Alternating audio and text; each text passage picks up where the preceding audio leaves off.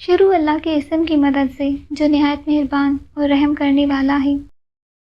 ہر شخص کے مقصوب میں جو کمیاں زیادہ ہوتا ہے اسے لے کر فرمان قضا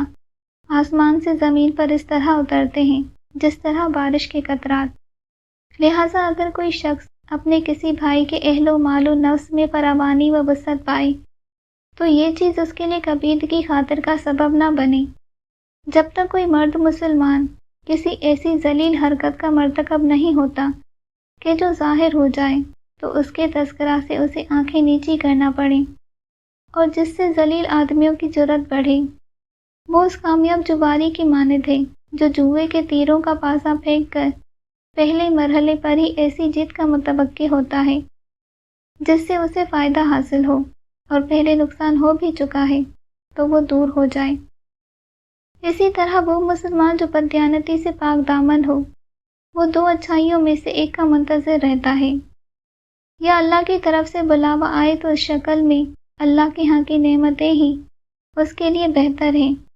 یا اللہ تعالیٰ کی طرف سے دنیا کی نعمتیں حاصل ہوں تو اس صورت میں اس کا مال بھی رہے اور اولاد بھی، اور پھر اس کا دین اور عزت نفس بھی برقرار رہے۔ بے شک مال و اولاد دنیا کی کھیتی اور عمل صالح آخرت کی کشت زار ہے، اور بعض لوگوں کے لیے اللہ ان دونوں چیزوں کو یکجا کر دیتا ہے۔ جتنا اللہ نے ڈرایا ہے اتنا اس سے ڈرتے رہو اور اتنا اس سے خوف کھاؤ کہ تمہیں عذر نہ کرنا پڑے۔ عمل بے ریا کرو، اس لیے کہ جو شخص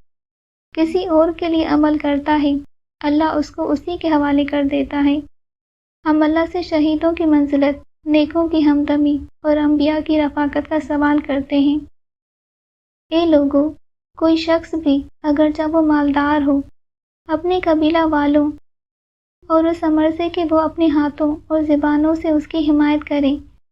بے نیاز نہیں ہو سکتا، اور وہی لوگ سب سے زیادہ اس کے پشت پناہ اور اس کی پریشانیوں کو دور کرنے والے اور مصیبت پڑنے کی صورت میں اس پر شفیق و مہربان ہوتے ہیں۔ اللہ جس شخص کا سچا ذکر خیر لوگوں میں برقرار رکھتا ہے تو یہ اس مال سے کہیں بہتر ہے جس کا وہ دوسروں کو وارث بنا جاتا ہے۔ اسی خطبے کا ایک جز یہ ہے، دیکھو تم میں سے اگر کوئی شخص اپنے قریبیوں کو فکر و فاقہ میں پائے تو ان کی احتیاج کو اس امداد سے دور کرنے میں پہلو تہی نہ کرے جس کے روکنے سے یہ کچھ بڑھ نہ جائے گا اور صرف کرنے سے اس میں کچھ کمی نہ ہوگی۔ جو شخص اپنے قبیلہ کی اعانت سے ہاتھ روک لیتا ہے تو اس کا تو ایک ہاتھ رکتا ہے، لیکن وقت پڑنے پر بہت سے ہاتھ اس کی مدد سے رک جاتے ہیں۔ جو شخص نرم خو ہو وہ اپنی قوم کی محبت ہمیشہ باقی رکھ سکتا ہے۔